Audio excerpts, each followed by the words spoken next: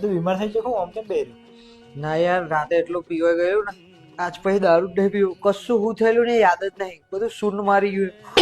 માથું ચડ્યું છે, પેટમાં બી તો વોમિટ થઈ જાય ને તો સારું એવું થાય, પણ વોમિટ નહીં થતી. દારૂ બંધ આજથી. લે આ રાતે કોને ફોન મારીને જતો? મેં કઈ રાતે ફોન મારેલા? રાતે ફોન મારેલા?